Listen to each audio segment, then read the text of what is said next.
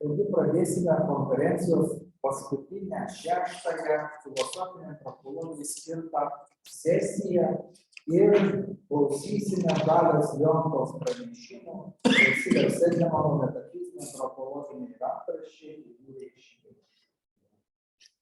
Sveiki visi, ačiū organizatoriam, jie tikrai įdomi konferencija, tu žinau nemažai įdomių detalių apie Lietuvos filosofijos istoriją ir būtų gerai daryti tokią tradicinę, galbūt kasmetinę. Tikrai yra, matau, daug žmonių, kurie temom domisi ir galbūt mums trūksta tokio bendro.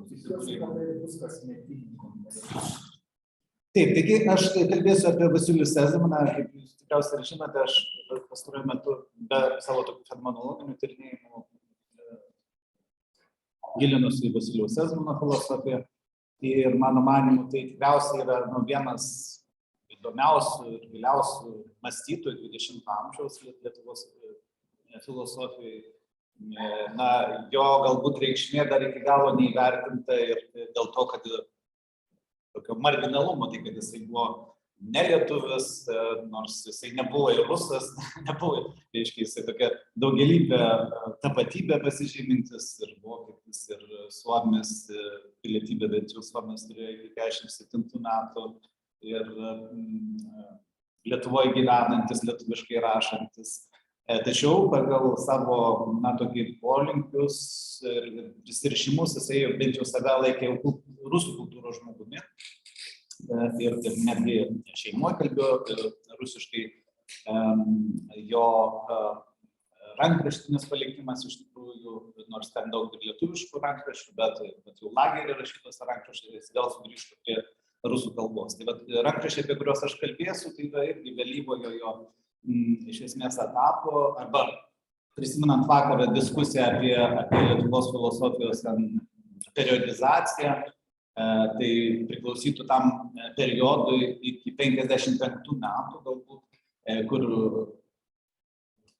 iš vienos pusės oficialiai kaip ir filosofija labai tokia skurdi, bet dabar iš rankraštinio palikimo aiškėja, kad ten kaip ir Sezemano, bet ir per Savino rankraščiai tikriausiai atsiduria, yra iš tikrai daug dar įdomių mums nežinomų dalykų. Tai vieni, tai būtų estetikos rankraščiai, kuriuos aš išverčiau, publikavau kaip Sezemano rinktinė neseniai.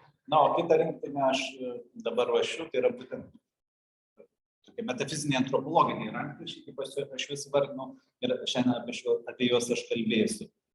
Na, galima sakyti, kad šitie rankraščiai išsiskiria, kadangi jie yra tokie ganėtinai fragmentiški. Pagrindinis juos jungiantis toks pavadinimas ir mano įsitikinimu tai yra bendras toksai veikalas didžiulis, kuris liko neužbaigtas. Tai yra dvasios ir materijos sąryšis. Tai yra rankraščiai, kurie yra sudėti vienoje papkėje, tai yra F122.96, F122.98. Tai yra keliose papkėse, bet pagrindinė didžiausia papkė ten yra būtent prasideda tie rankraščiai nuo tokio apibendrinimo arba nuo išvadų. Tai pradžioje aš galvojau, kad čia tarsi pagal paginaciją atrodytų, kad čia yra pradžia, ten paginacija eina nuo 1 iki 36, paskui iki 36 puslapio, paskui pertrauka ir vėl nuo 70 iki 190 puslapio.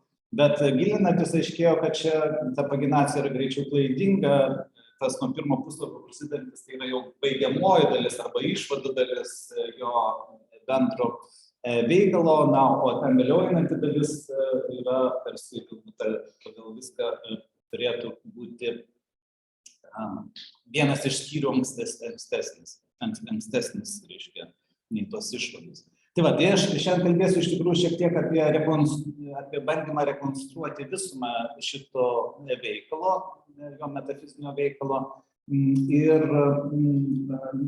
sąryšius arba, kitaip sakant, su kitų rankraštinių palikimų, kuris yra Dandarono fonde. Nes istorija susiklostė taip, kad Sezemanas 50 50 metais buvo areštuotas ir patenka į lagerį, jis ten kali iki 55 metų, bent jau yra tokie dažniausiai metai nurodomi 50-55. Ten kalėdamas iš tikrųjų jisai nemažai parašo, iš liudijimų aišku, kad jis ten ne tik tai, reiškia, dirbo fizinį tokį sunkų darbą, bet paskui gal turėjo po 53 geresnės sąlygas, jisai dėstė kitiems kaliniams ir tarp tų kalinių buvo, jo vienas iš jo mokinių buvo Dandaronas, Dandaronas, žymus vėliau tapęs toks budistų veikėjas ir budistinės sintetinės filosofijos kūrėjas. Tai vat Dandarono archyve, kaip man pavyko įsiaiškinti, iš tikrųjų yra nemažai tekstų, kurie, bent jau, galima būtų sakyti, sutampa didelė dalimi su tais tekstais, kuriuos mes turime Vilniaus archyve, tik tai jie, reiškia, Sezemano archyve, tik tai problema buvo ta, kad daugelis tyrinėtojų jos mane esant, reiškia, priskyrė daug pačiam Dandaronui. Taip sakant, Dandarono mokiniai, Dandarono pasekėjai, nes jisai sukūrė tam tikrą tokią savo pasekėjų grupę budistų, tam tikrą būdu ten ir lietuviai važiuodavo pasimokytis to budizmo, taigi Lietuvos budistų ten bendruomenė, jie kažkaip yra susijusi su Sezemano filosofija, taip labai paradoksaliai per Dandaroną, nes Dandaronas savo tokią filosofiją budistinę jisai manė sukurti kaip sintezę, kaip geriausių tokių vakarų filosofijos įžvalgų, intuicijos pagrindų, kadangi Sezemano intuicija labai buvo svarbi, kaip toks pagrindas bet kokių loginių ir racionalių išmąstymų. Na ir tie Dandarono rankraščiai iš tikrųjų galbūt mums duoda supratimą apie tam tikrą mums tiesiogiai neprieinamą Sezemano palikimą. Kaip sakant, aš tenai buvau nuvažiavęs į tą Dandarono archyvą ir gilinausi, bandžiau patekti, kaip sakant, į tuos archyvus, manęs nelabai prileido, motyvuodami tuo, kad čia jau kažkoks žmogus tyrinėja ir kad aš galbūt pasinaudosiu jų archyvais ir, reiškia, jie neteks tada galimybės patys publikuotis. Tai buvo tokia, bet užmezgęs ryšius su tuo žmogumi, kuris turėjo prieigą, tai per jį gavau kažkokius tai nuorašus, papildžiau tai, ką netgi lietuviškai leidau. Ir kaip matysime, ten yra bent jau, ką jis patvirtino iš to, ką aš jau publikavau, kelis tekstus, tai jis patvirtino, kad jie sutampa žodis ir žodin su tuo, kas yra Dandarono archyve. Taigi, pirmas klausimas, kai aš susidūriau su šitais rankraščiais, iškilo man toks, ar čia galima kalbėti apie tam tikrą vientisą veiklą, nes iš tikrųjų patys rankraščiai ganėtinai fragmentiškai, kaip savo paginacija, neduoda mums supratimo apie tvarką, kas po ko, tačiau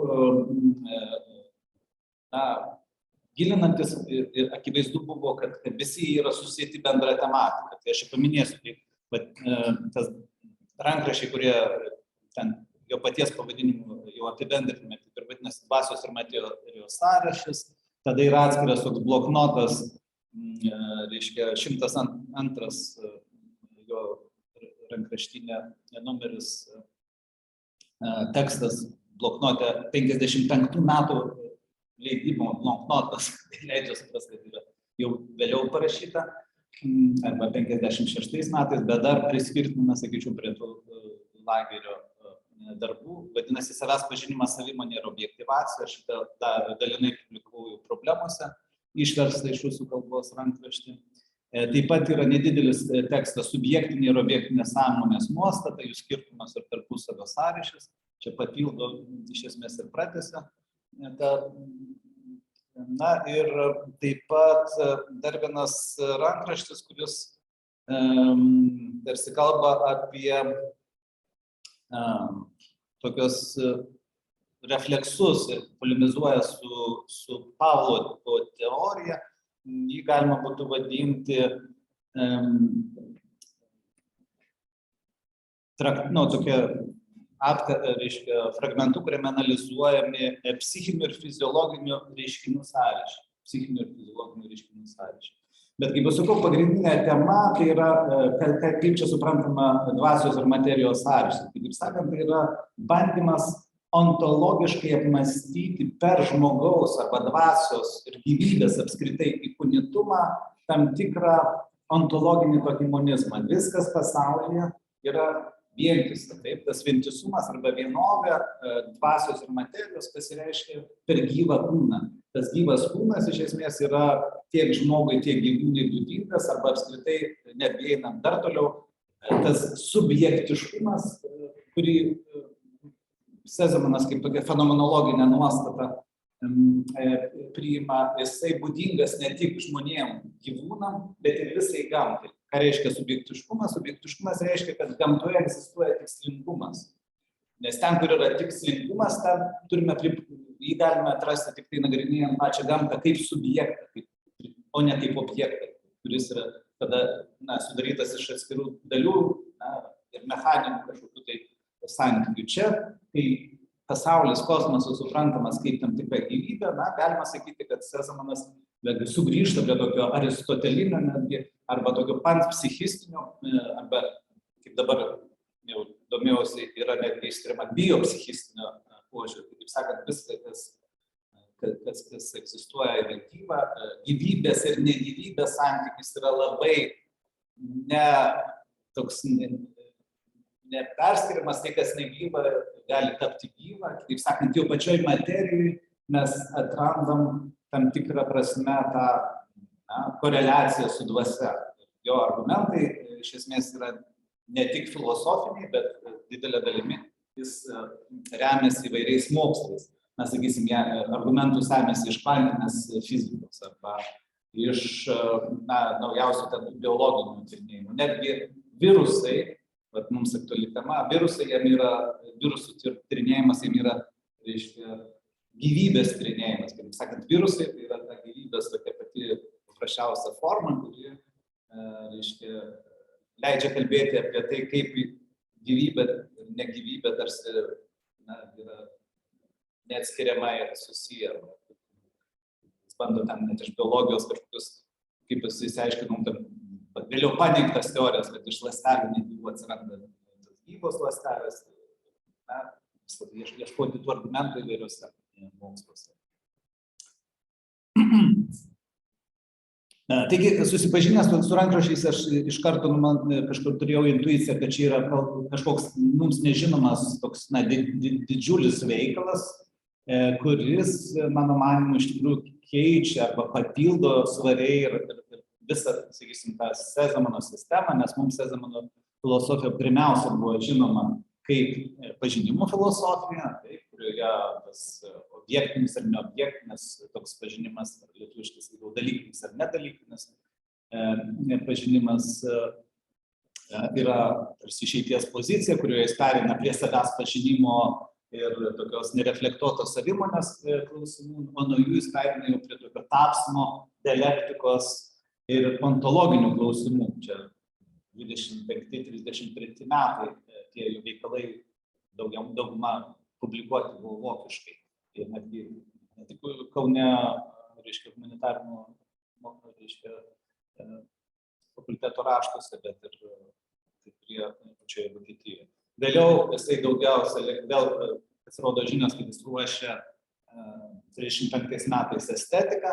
Ta estetika pasirodo, nežinome, tik tai po karo ir po jo mirties. 49 iš esmės jinai yra paruošta, bet, kaip sakau, buvo rašoma ir rengiama remiantis paskaitų medžiagą, kuris skaitydavo tas estetikos paskaitas jau gana anksti. Taip pat tuo metu buvo kažkur nuoroda, aš tik tai Tumelio biografijų radau tą nuorodą, kad žada išleisti knygą skirtą refleksiologijai.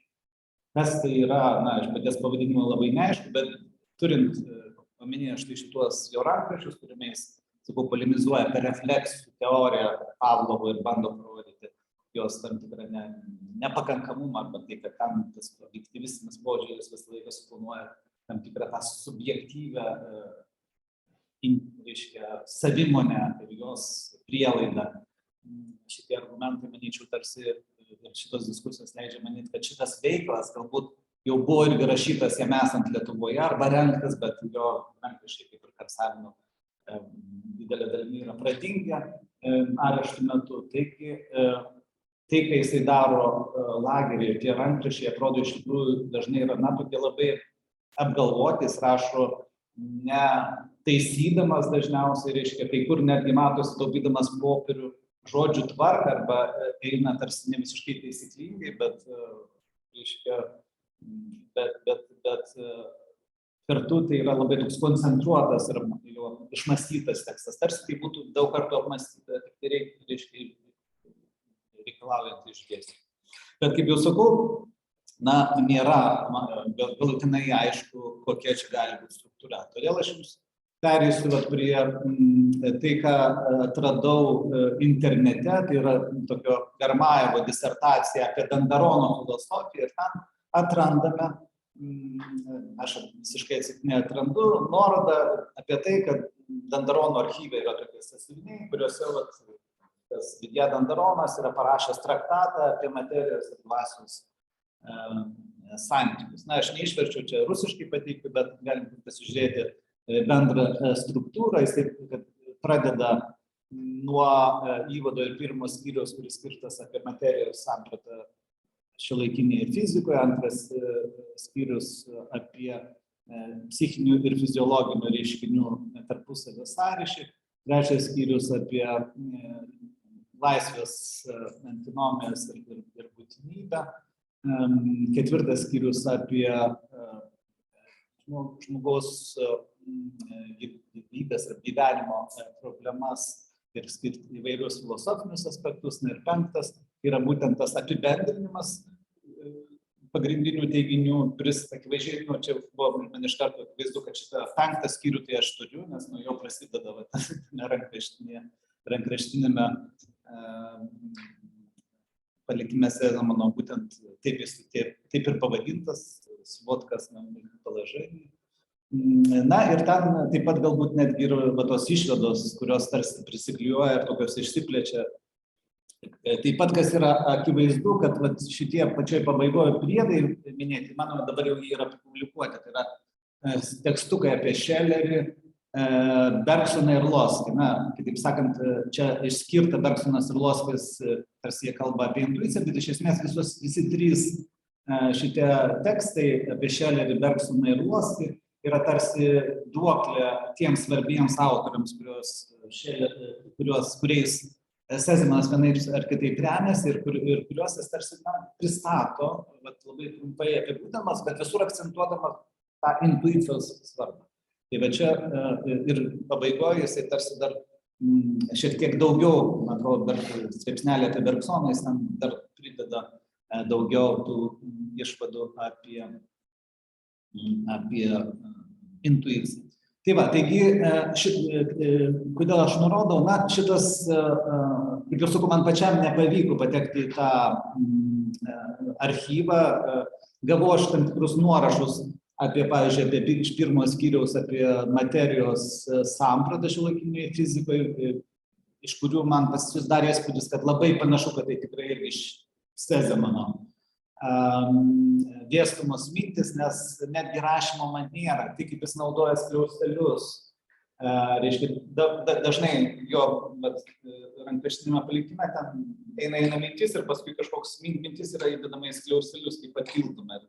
Tai tarsi toks pasikartojantis rašymo, kaip sakant, tų skiriamųjų ženklų toks naudojimas. Tai čia irgi pirmoji tame skyriuje naudojamas. Laukiu aš dar, kaip sakant, susirašinėjau su tuo žmogumis, kuris dirba su šitais archyvais ir laukiu jo patvirtimo, nes nusiunčiau jam, pasidalinau savo jau iššifruotais rankraščiais ir užklausiau, nes aš savo tuos iššifruotus rankraščius, kuriuos minėjau, aš juos tarsi lokalizuoju šitoje struktūroje, jie man tarsi padeda atrasti lokalizaciją, bet ar jie sutampa, tai galės patvirtinti tas žmogus, kuris tiesiogiai dirba su tais rankraščiais.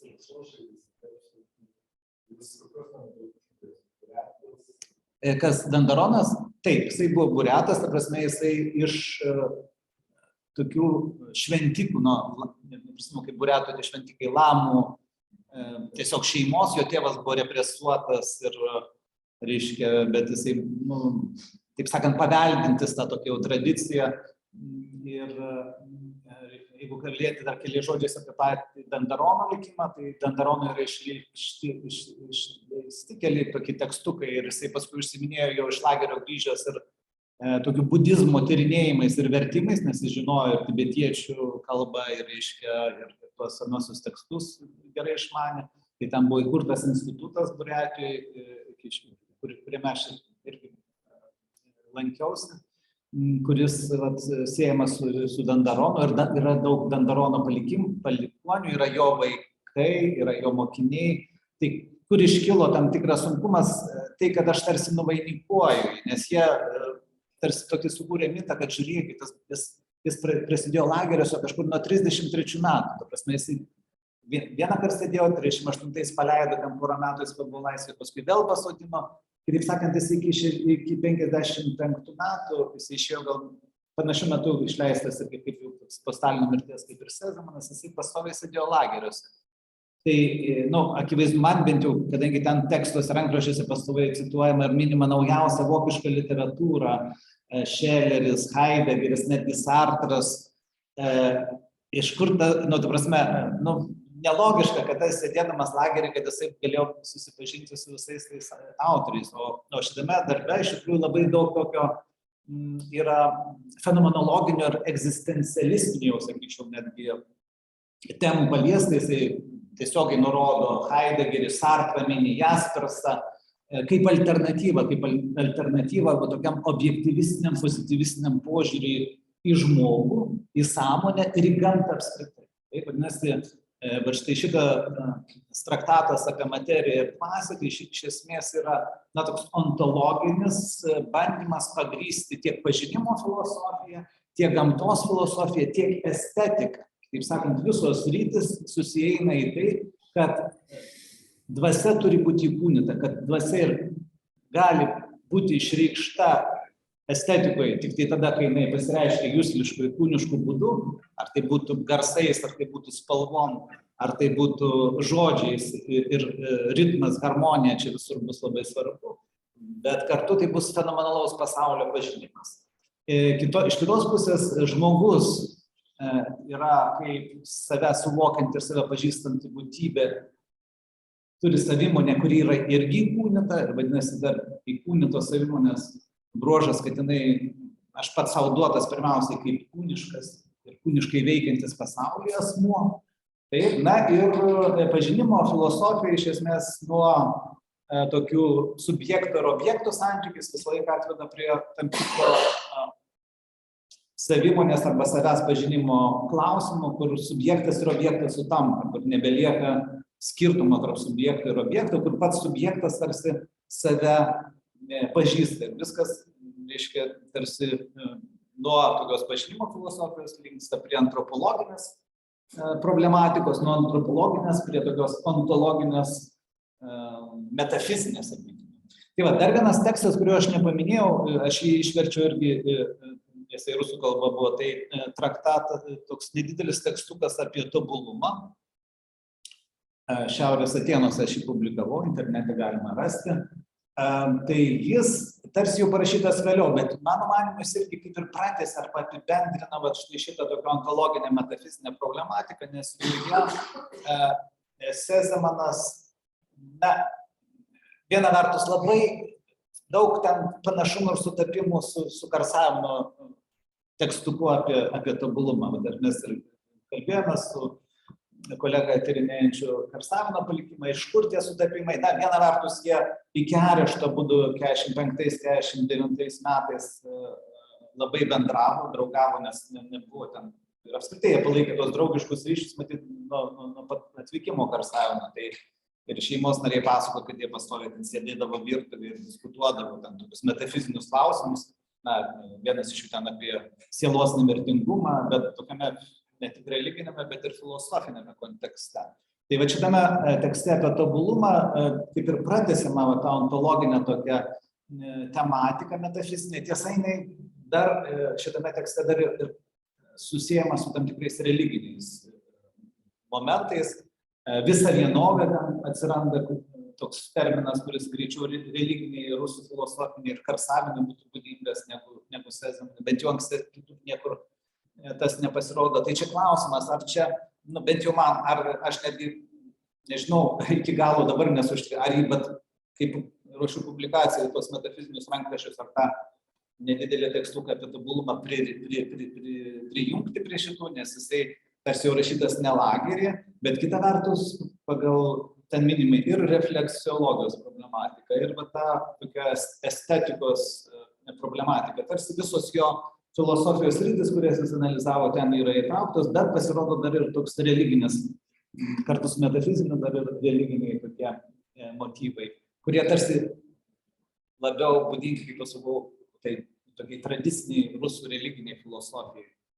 Nes šiaip Sezemano, nors jis buvo religingas žmogus ir apie religiją rašęs, bet tokio jo pozicija greičiau per neokantizmą ir fenomenologiją, jinai tokia daug labiau racionali, šia prasme jis iškrenta apskritai iš rusų galbūt filosofijos tokio konteksto ir priklauso, Noskis jį priskiria prie transcendentalistų. Tai yra tokių filosofų, kurie bando tą filosofiją sieti arba kelti klausimus būtent tokiai transcendentaliniai plotmėje, kaip galimas pažinimas, kaip galima estetinė grožio ir, reiškia, malonumo estetinio išgyvenimas, bet visa estetika irgi yra transcendentalinė, kalba apie estetinio objekto ir estetinio objekto struktūrų ir estetinio išgyvenimų tam tikras koreliacijas, per jas atskleidžiame įvairūs ir meno žanrai, ir netgi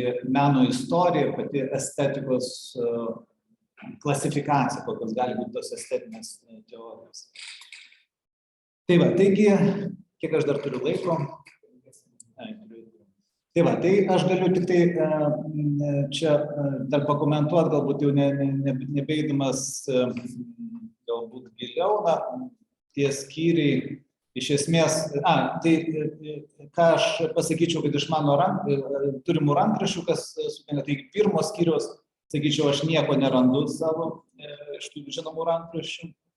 Antrasis skyrius, tai čia nepilnai, nes tas rankraštis prasideda nuo 37 puslapio, bet jis tarsi atitiktų šitą antrą ir trečią skyrių, paragrafus, sakysim, ar skyrius antrosios dalies, jie pagal problematiką štai atitiktų. Iš trečio skyrio, taip, apie žmogaus sąmonės specifiką taip pat yra, ir čia galima manyti, kad tas gabalas rankraščio, kurį aš turiu, jisai atitiktų bent dalinai štai trečią skyrių. Ketvirtasis skyrius, tai va yra principinė, čia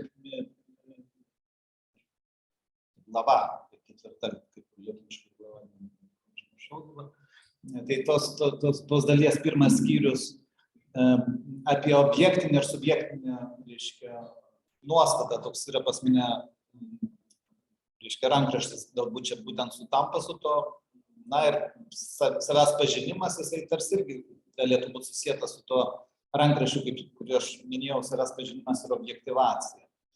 Tai va, ir apibendrinimas taip pat. Taigi daug tokių sutampančių tematiškai lyg ir rankraščių, iš mano rankraščių yra, tai galima būtų sakyti, kad čia ta sistematizacija, kurią atrandam Dandarono archyve, nėra atsitiktinė. Kaip sakant, kad Dandaronas bendraudamas arba gaudamas tos jo galimybę nusirašyti, persirašyti jo tekstus, nes jeigu yra sutapimai žodis ir žodį, kaip sakau, bent jau paskutinių tekstų patikrinimas, jisai rodo pažodinį sutapimą, tai galima būtų daryti prielaidą, kad tai yra tam tikra Dandarono ne paties sugalvota, bet, reiškia, iš Sezemano perimta to bendro tokio metafizinio antropologinio teksto sistema. Nors, aišku, iki galo mes čia negalim būti įsitikinę, kiek čia, bet tik tai patikrinimas viskas sutampa. Kita vertus, visą laiką galima turėti įtarimą, kad šis, taip sakant, šitą sistematizaciją galbūt sukūrė pats Dandaronas, arba kažką gali būti pridėjo nuo savęs. Tai šitie klausimai kol kas lieka atviri. Na, aš tik tai tada gal norėjau, čia aš turiu daugiau pasirašęs apie tą subjektinę ir objektinę nuostatą ir pozityvizmo kritiką. Gal aš perėsiu tada tiesiog prie išvadų ir jas perskaitysiu. Taigi, pažinimo teorijos raštuose Sezemanas akcentavo tokią dalykinę ir nedalykinę nuostatas, o štai antropologiniuose metafiziniuose rankraščiuose filosofas žmogaus egzistenciją analizuoja pasitelkdamas objektinės ir subjektinės nuostatos perskyrą. Kas iš esmės atitinka, sakyčiau, tokia fenomenologinė nuostata, subjektinė nuostata, fenomenologinė tokia personalistinė, kur subjektas būtinai turi būti neobjektiškai analizuojamas. Kaip sakant, turi būti sąmonė analizuojama per subjektinį išgyvenimo, arba kaip dabar literatūroje paplitusi, per pirmo asmens perspektyvą. Negalime jam primesti, taip sakant, tokio objekto vaidmens, kaip tai daro kokia nors naturalistinė psichologija arba behaviorizmas, kai tiesiog žmogų paverčia objektu ir žiūri, kaip jisai reaguoja į kažkokius tai dirginimus išorinius. Ne, čia kaip žmogus išgyvena personaliai iš pirmo asmens perspektyvos. Tai va, taigi objektinis požiūris yra įsitvirtinęs, pasak Sezemano, gamtos moksluose, tačiau taip pat pritaikoma žmogaus būties pažinimui. Sezemanas kritikuoja tokį objektyvizmą ir teigia, kad šis požiūris apriboja ne tik žmogaus, bet ir visos gyvos gamtos supratimą. Pozityvizmo kritika, kurią jis išplėtoja, atskleidžia, kad pažindami žmogų kaip objektą mes supaprastinam žmogišką egzistenciją ir ją sudaikstam. Kaip alternatyvą Sezemanas nurodo egzistencinę fenomenologinę filosofiją, kuri pratęsdama ir konkretizuodama jau tą klasikinę fenomenologiją žmogų supranta kaip subjektą, o filosofija sugrąžina klasikinę tokią pasaulėžiūrinę funkciją, nes filosofija turi rūpintis gyvenimo prasmės klausimais, plėtoti savęs pažinimą, tokį rūpestis sava siela, taip platoniškas iš esmės, ir atskleisti pamatinės vertybės. Vertybių klausimas šitas pats labai svarbus. Ir Sezemanas antropologiniuose metafiziniuose rankraščiuose ne tik atskleidžia žmogaus egzistencijos sąryšį su aplinkiniu pasauliu, jis labai atidžiai analizuoja tą apskritai gyvos būtybės, ne tik žmogaus sąryšį su aplinka ir kaip per tas sąveikas vyksta per refleksus, per instinktus pereinama iš esmės prie abstraktaus mąstymo ir laisvos valios. Bet kartu parodo ir tas biologinės žmogaus būties prielaidas. Taigi žmogaus buvimą gamtoje arba gamtos buvimą žmoguje pagrindžia materijos ir dvasios tarpusavio sąryšis. Tai tuo aš ir baigiu savo trumpas tokias komentarus apie šitą rankraštį. Gal turėtume dar kažkokių klausimų.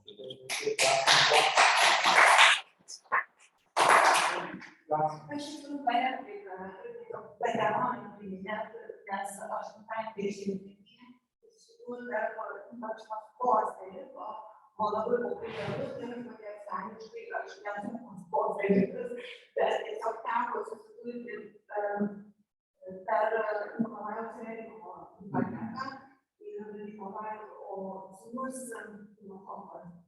Nikolajus. Tibetologas, jie kartu dirbo su Dandaronu. Jo, neprisimenu ir aš, bet jisai anksti mirė. Jo, tai būtent šiek tiek pasirinkta architektūra. Bet jau greta susipažinti su intelektualais, kurie Dandaroną studijavo, tyrinėjo, citavo. Ir aš pati asmeniškai savo bibliotekoje turiu Samstamą Dandarono. Ir dabar bandžiau susitiekti su artimaisiais ir jo portretą, tai Dandaronas kultinė figūra.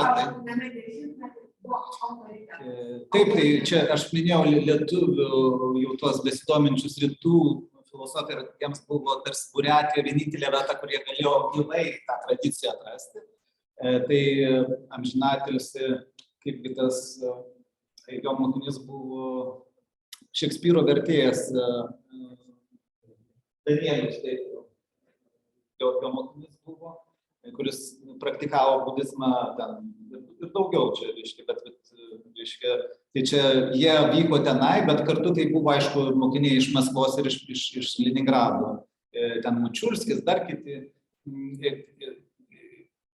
Bet kas, kaip sakau, iš dalies jisai buvo sukurtas tas mitas, nes tarp jo mokinių buvo įsitikinimas, kad šitie tekstai, kurie iš tikrųjų yra Sezamono, yra paties Dandarono parašyti. O Dandaronas laiškuose, jis, pavyzdžiui, estetikos tokias tas paskaitas, dalis aš iš bet kur yra tai rinktiniai ten apie Kantą gabaliukas, apie tą etikos ir estetikos santykį, toks nedidelis tekstas, apie dar kitus. Čia yra tik tai fragmentai to, kas keliavo iš rankų į rankas samizdate, kaip estetikos paskaitos, priskiriamos Dandaronui. Rodoprintų netgi platinimas. Aš jų kol kas neradau, dalį tik tai įvadą, nes jie norėjo išleisti ir atsiuntė Klimanskiniai, kuri irgi draugavo su Dandaronu, jam išėjus iš lagerio ir buvo išleisti jos susirašinėjimas su Dandaronu. Tuose laiškuose irgi Dandaronas cituoja Sezemaną kaip savo mintį, necituoja, tiesiog perrašo kai kurias mintis kaip savo, aišku, ten jis bando paaiškinti tą budistinę filosofiją tokią plačią, bet ten atrandi tiesiog, gabalais, bet jau aš matau, kad tai yra Sezemano arba perpasakotos, arba tiesiog perrašytos kai kurios mintis, nes jos sutampa ten apie intuiciją arba dar. Ir jis pasinaudodamas Sezemanu kūrė tarsi savo filosofiją, bet sakau, estetika ir šitos tekstai, jie yra akivaizdžiai Sezemano ir jisai laiškai sako, aš noriu išleisti tas paskaitas, kurios skaityti ir net prašo atsiųsti literatūros nuorodas. Sezemanas randu rankraščiuose, kad jis lyg tai rengia tas nuorodas, ar jis išsiuntė ar ne, nežinau. Bet tie estetikos tas korpusas tekstų, kuris irgi sistemiškai ten sudėliotas ir kurių aš tik tai gabalus radau Sezemano archyve, jisai dar, taip sakant, mums gali pateikti dar kai kurių tekstų, manau, kad jeigu jos priskirtume ne pačiam Dandaronui Sezamanui, būtent papildančių arba pratęsiančių, nes kai jie atsiuntė tą rankraštį gabalą Klimanskiniai, tai pažiūrės iš karto sako, taigi čia nepublikuoti kaip Dandarono, nes čia Sezamano grinai visa struktūra ir argumentacija ir netgi pavyzdžiai kartojasi, kai kurie, kai kas sutampa tiesiog su estetika lietuviškai išleista, nes jis, kažką interpretuodamas, pridurdamas, pratęsdamas, bet iš esmės tai jo vis tiek tą mąstymą jau pasigilinti galėtų pažinti. Tai čia toks paradoksalus, kad per Dandaroną yra galbūt išsaugota daugiau tekstų, negu mes turime Lietuvoje, nes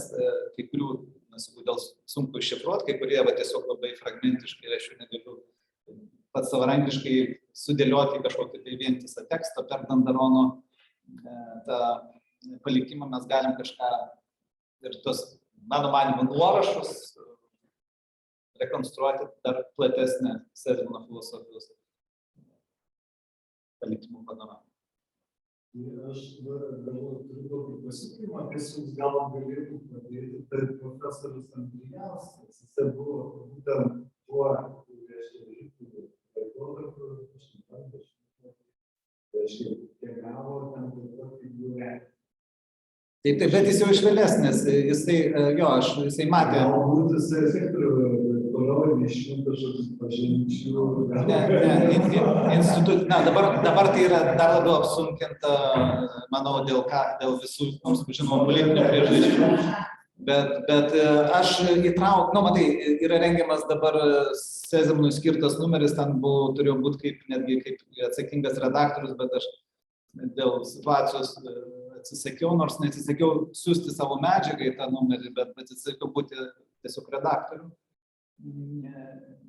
Bet ten galbūt bus, pasiūliau, kad būtų tas Sergejus Naryškinas, man atrodo, iš to archyvo, kuris dirba su Dandaronu, kad jį pakalbintų, kad jisai publikuotų, nes galbūt jis man bijo kažką duoti, jeigu bus publikuojama, ar ten rusai patys publikuos, tai, nes mano interesas būtų, kad nesvarbu kokiu vardu, bet kad jie sąsiuviniai būtų irgi publikuojami ir tada bus akivaizdu, galima bus palyginti ir manau, kad tikrai, bent jau didelė dalimi tie sutapimai tai tikrai bus, o kur netrasim nieko sutampančių mūsų archyve, nu, tai galima būtų vis tiek turėti omeny, kad ir su klaustuku, taip, kadangi dėstymo logika ir minties argumentacija, nu, tikrai yra sezemaniška ir nemanau, kad pasigilinus galėtų būti priskirta Dandaronui, kuris, sakau, negalėjo dėl savo ribotų galimybių, sėdėdamas lageriuose ten su visais tais tekstais susipažinti. O tiesa, yra galbūt sutapimų, tai kad Sezemanas irgi domėjosi tiek, na, tokia pasąmonės intuicijos ir netgi tų paranormalių arba ekstrasensinių tyrinėjimų ar fenomenais, kuriuos jis irgi rimtai traktavo 20-30 metais, nes netgi įvadą yra parašęs tokie knygeliai. Jam tai atrodė, nu, ta prasme, dalis to galbūt mums mokslo tiesiogiai neprieinama, bet iš sąmonės perspektyvos ir iš patirties racionaliai paaiškinimo žmogaus būties dalykus. Tai dar kartą ačiū. Dar klausimų. Na, vienas klausimas apie išlikos supratų pažinimo teorijos minėjimai yra pavologiška ankstesnyse darbai, kaip antropologinių yra jaunesnė. Ar reiškia, galima sakyti, kad kažkuris vienas tyrinėjimas reiškia buvo filosofiškai brandesnis, ar kažkoks reikšmingesnis, ar šitos reiškia tematikas nebus. Kažką pasiekė, įdomus pasakė. Na, visų pirma, mes dar iki galo, taip sakant, nėra ištyrinėta netgi jo pažinimo tie darbai. Taip sakant, kai aš pirmą kartą juos perskaičiau, aš supratau, kad aš tiesiog nesuprantu. Man atrodo, net juos lietuviškai, buvo tie lietuviškai gnoseologija išleista, ten ant tiek akademinė kalba ir tam tikrame kontekste ir tam tikrose polemikose su tuo metu vykstančiomis diskusijomis tiek neokantizmo, tiek fenomenologijai parašyti darbai, dažniausiai be nuorodų arba labai mažai nuorodų, šiek tiek į Hartmaną nurodo dar kažką. Kaip ir jo estetikoje. Manau, ir estetikoje yra puikiausias veikalas, iki šiol neįvertintas, kuris yra, paraleliai su Hartmano estetika arba su Ingardinu, apie tai Kubilius ir Stopka netgi pirmos recenzijose tą palyginimą teikia, vadinasi, ta intuicija tarsi buvo kokiame kontekste, bet vėliau, kadangi ta fenomenologinė filosofija, jinai tarsi buvo jau istorija ir praeitis, nelabai kas gilinosi, Rastenis apie tai rašė, galbūt vienintelis, bandydamas tą fenomenologinį kontekstą pritraukti. Tai aš dabar bandau jau ir angliškai, reiškia, straipsnį man esu užsakęs integruoti tą Sezemano koncepciją, pavyzdžiui, estetiką, susijant su ankstyvąja fenomenologija, su tą realistinę fenomenologiją. Tai Ingardino, taip.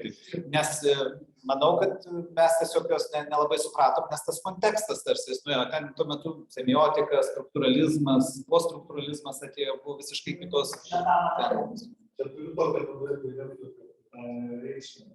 Toksai buvo filosofas, nežinau, sveikas, Nikodemas Jevešėlis, kuris vilnos Ingardino, Hartmano, visokios kažkokios kursą apie Hartmaną, čia vėliau 10-metį jisai tikrai vykdavo Sezemaną su Hartmanu, bet jeigu Sezemanas nebūtų, reiškia, pasirinkęs Lietuvos, tai būtų įsitvirtinęs kaip Hartmanas. Jo, žinau šitą jau. Būtų vienodo status.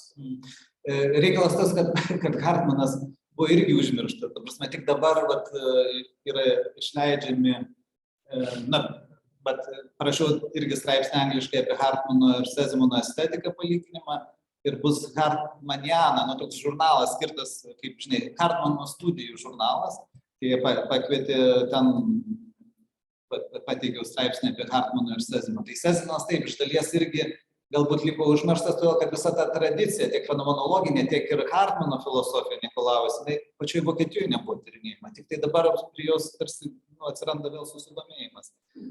O šiaip Hartmanas, taip, jis buvo filosofas numeris 1, pakviestas į Berlyną, iki fašizmo, 30 ten metais. Vėl tokia hipotezė, kad Heideggeris tai Tai Heideggerį kvietė į Berlyną, jis kaip ir... Heideggerio filosofija tarsi tapo tokia dominuojančia ir populiariausia. Ir užgožė ir Husserlio, ir Hartmano, ir kitų, ir Schelerio filosofiją. O Sezemano šitie būtent mąstytojai, ir Husserlis, ir Scheleris, ir Geigeris estetikui fenomenologinė, kurią jisai ir mačiau ten, rusiškai turiu, bet jo pirmoji recenzija net yra išleista apie Geigerio estetiką. Ir jo netgi lietuviškoje estetikoje, kai jis baigė, jinai yra išcenzuruota, jisai išvadose išdėlioja taip, kad užbaigė fenomenologinę estetiką kaip paskutinių žodžių, nes jo paties pozicijos, o reiškia, cenzoriai jie sukeitė vietomis, reiškia, į galą įdėjo marksizmą, kad marksizmai būtų paskutinis. Tai vada reikia perleisti ir jo estetiką, nes ten yra kai kas, nedaug, bet yra išbrauktų kai kurių jo gabaliukų. Ir pabaiga reiškia, yra sukeista vietomis. Reiškia, marksizmas, kurį jisai prezentuoja kaip tokią sociologistinę teoriją, kuri estetinės vertybės redukuoja į socialinius, reiškia, ten ir ekonominius santykius. Jisai kritiškai, kaip ir Marksą ir Černiševskį, priskiria, o baigia tarsi tokią fenomenologinę poziciją, kuri yra ta jo estetinio objekto teorija, kurioje apjungtas ir estetinis kūrėjas, ir estetinis suvokėjas. Kaip sakant, jinai dingsta iš to lietuviško leidimo ir deja ir į anglišką vertimą jie irgi panaudojo ne mašinraštį, kuris yra archyve, bet išvertė tiesiog iš knygos.